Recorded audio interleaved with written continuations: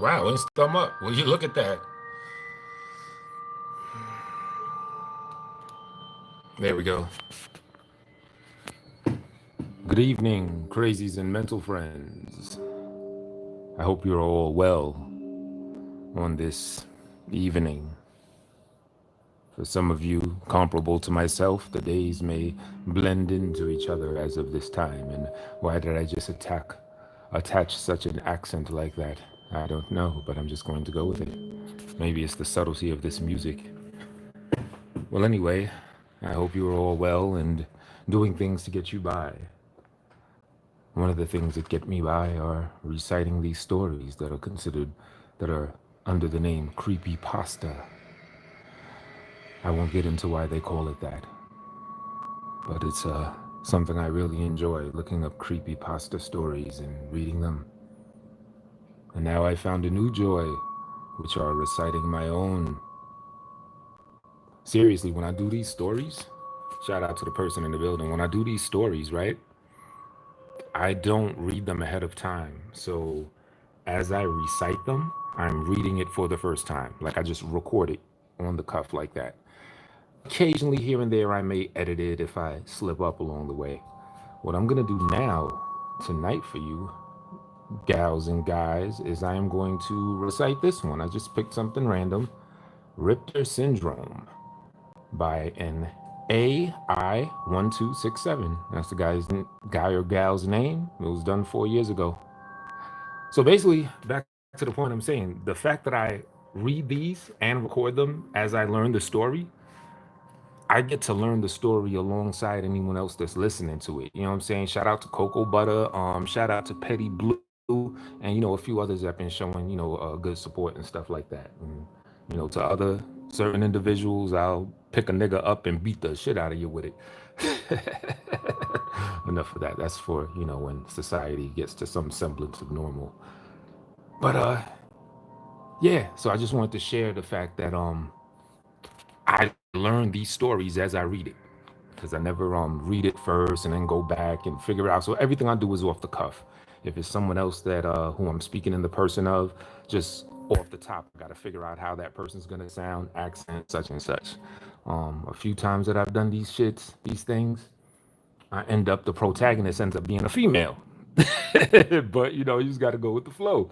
So do know that anytime I read a story and I'm reading it from the perspective of a female, just know that I didn't necessarily want that to happen. That's just the feng shui of how it flowed.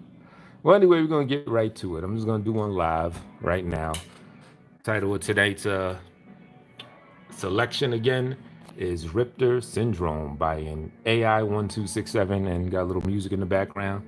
And yeah, I'm just gonna have a little good time. So, whoever catches this now off the repeat, here we go. Do enjoy. We're gonna go right now. Richter Syndrome. Like all stories, I suppose I should start at the beginning. My name's Perry Kears. I'm 37 years old, work in education and usability, weird combo I know, and I like hard rock and big band jazz. I enjoy playing darts, cooperative games, and playing rounders. Oh, and I'm married, though I suppose I might as well not be.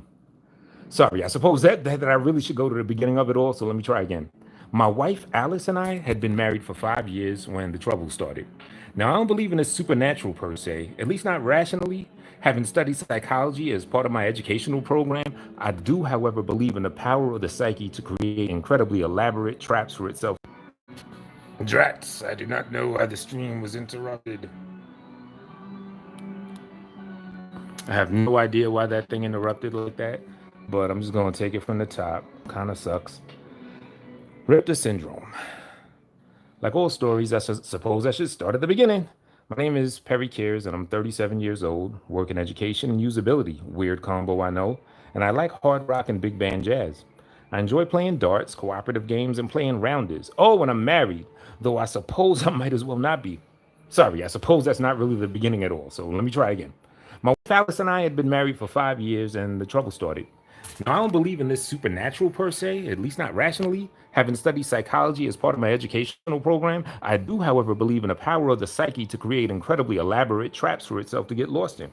I suppose the closest thing I could come to the paranormal is how an otherwise seemingly healthy brain starts to put itself through impossible puzzles and challenges without having any real motivation for doing so.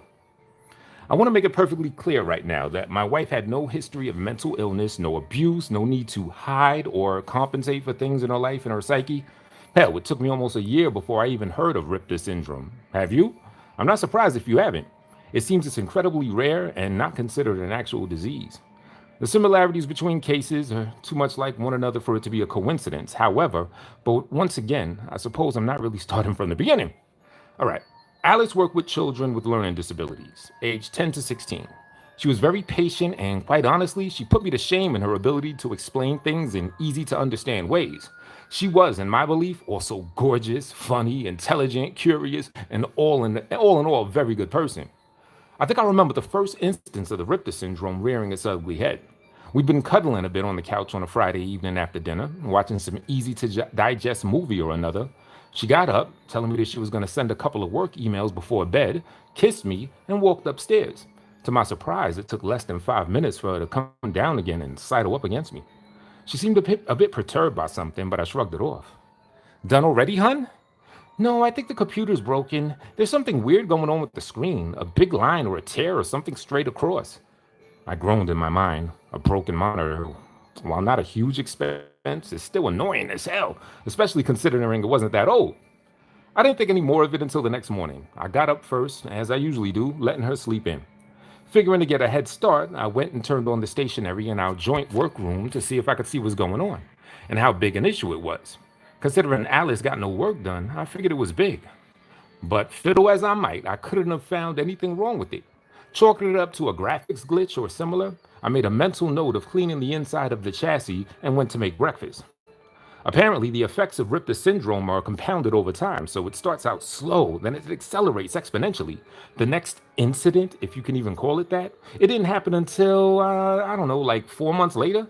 We were once again on the couch, cuddling, watching a movie. She got her arm up behind my back, absently playing with the hair on the back of my head. She often does this, and I love it, but this time, after fiddling around a bit, she would repeat the same motion, a downward stroke with 2 fingers, and then a swipe right-left, and then left-right, as if covering up the downward stroke. Rinse and repeat. At first, I didn't react to it, but after she had been doing it for a good 10 or 15 minutes, I got curious. Hun, why are you combing the same spot over and over? What do you mean? She looked at me in askance, apparently not understanding the question. Well, you've been sort of combing over the same spot on the back of my head for about a quarter of an hour now. Do I have something in my hair? Oh, no. I think you have like a straight patch where you're losing a bit of hair. A straight patch? Yeah, like a line. Untangling myself from her, I felt around on the back of my head, but I couldn't find any area where the hair was thinner. You sure? Yeah, she said, touching me on the back of my head again. A pause, a bit of fiddling, and then, I can't feel it anymore. I must have imagined it. Yeah, I suppose. It struck me as weird, but hell, we're entitled to that, aren't we? Next time was a couple of months later, after which things started accelerating. I come home early one day to see her at the dinner table, dejectedly looking down on what looked like a barely touched lunch. At first, she didn't react when I called out to her, so I went up to her, gave her a hug and a kiss, and I asked her what's wrong. Oh, hey, Perry, nothing. I went down to the bookstore to return that book I bought last week because it was damaged during printing or something. And the clerk told me I was just imagining things and that there was nothing wrong. And I pointed it out to her and she started telling me I was nuts and that it was my problem. I asked to talk to her manager about it and she started calling me crazy and foul things and to get out of the store. It was just so sudden. It completely killed my mood. The kids are out for a sports day today, so I went home early. I spoke gently to her as I hugged her again, nuzzling her wonderful curly chestnut hair. It's okay, hon. Try not to let it get to you. People like that are horrible and they just trying to drag you down with them. Tell you what, why don't we go to the movies tonight, eat out, and we just forget about all this, and I'll take you down to the store first thing Monday. She smiled then, that lovely warm smile, and kissed me. I think that was the last time I saw that smile as it should be. Come Monday, I went down to the store intending to, well, to be honest, I went there intending to start trouble. You don't yell at my wife and get away with it. Not my gentle, loving Alice. Turns out the clerk at the store and the manager had a different story to tell. They told me Alice had come in complaining that there was a crease or tear in the book that must have happened during printing and demanded a new book. The clerk, per procedure, checked the book before intending to dispose of it, but was confused when she couldn't find anything wrong with it.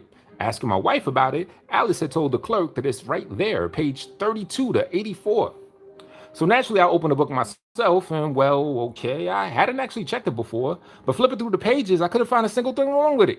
The clerk's manager continued the story, saying that when the clerk prompted Alice, my wife had gotten angry and raised her voice, causing the manager to come over. Alice had told them that they were swindlers and that the book was obviously defective and that they just wouldn't take any responsibility. The argument had devolved from there, Alice insisting that the pages were somehow torn or marked and them denying it. Eventually, the manager had lost it and told Alice that she was crazy and to leave the store.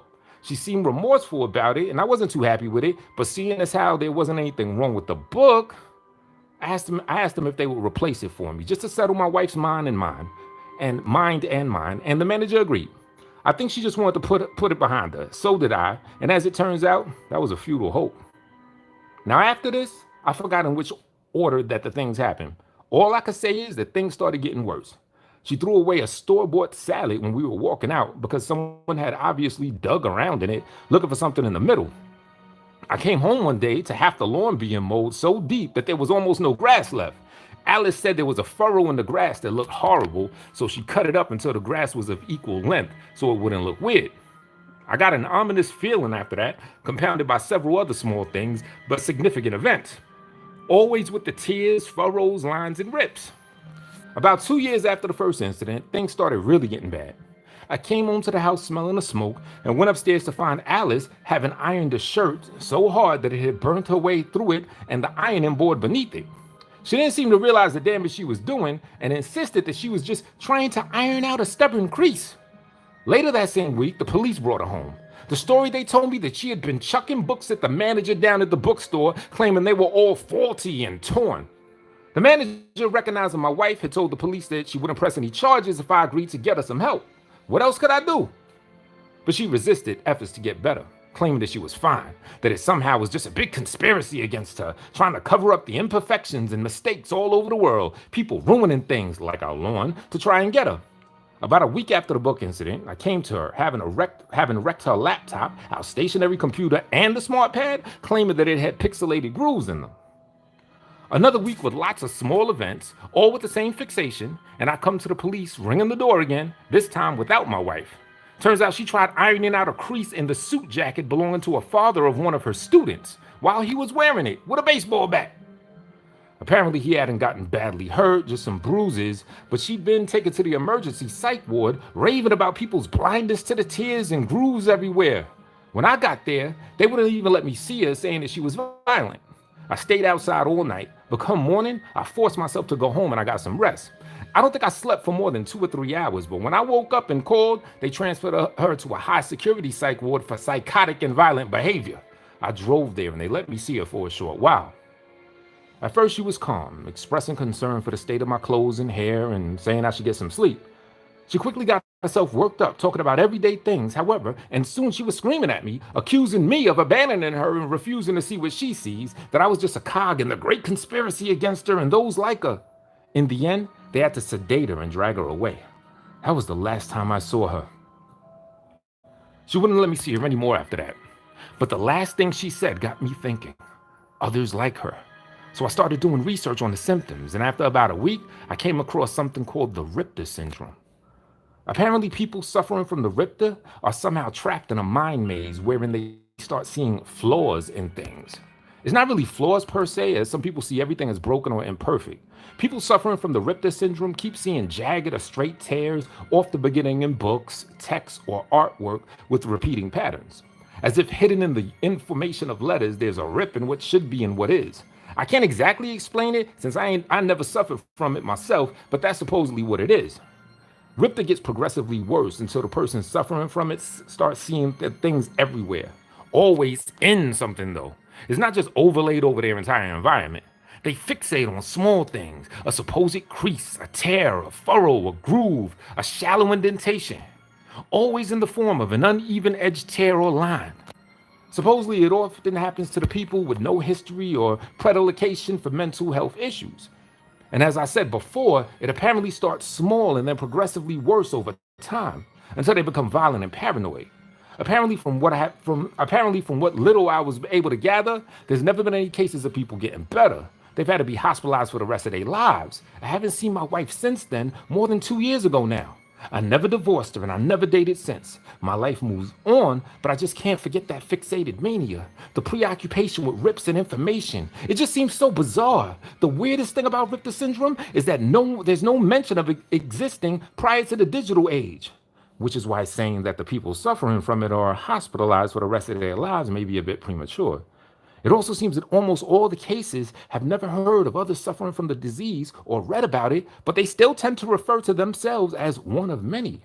That may just be the paranoid psychosis talking, but it just makes me wonder, what the hell causes a healthy mind to develop such a weird fixation? Could you really tell yourself if it happened to you? I guess this isn't really very paranormal or supernatural in any way. I just wanted to share my story about how a loving, caring woman turned into a paranoid psychotic for seemingly no reason. I mourn her, though she's still alive, and I wish I could help, both her and others like her. But the mind is a devious thing, inventing ideas and seeing patterns everywhere there are none. I wonder what a rip in text, not a page text, would even look like. Okay. To be honest, I didn't really like that. That shit didn't really have much pop to it. Y'all could tell me if y'all like that. Someone commented. Let me see who said what up in here. My man, yeah, my man. What up? Cocoa butter in the thing. What's up, sweetheart? Yeah, just reading a live one. I didn't really like that one like that. It was interesting, especially if that is a true condition, Richter syndrome. I might check that out or whatever. But yeah, I just felt like doing a live one real quick. See, the ones that don't have much pop, I don't really rock with. Like I have 3 unreleased joints I did, but the endings were just blah. I didn't have any shock. It had no twist. I like the joints with a twist to it. You know what I'm saying? But yeah. So I guess I'll shut this joint down. I might even come back on some premiere. I might do another one, a little later. But there you have it. That lets you know right there that I do all this shit on the fly. I don't read these ahead of time. So, it's always a gamble of how good it's going to be. You don't find out until I do them. All right. Peace.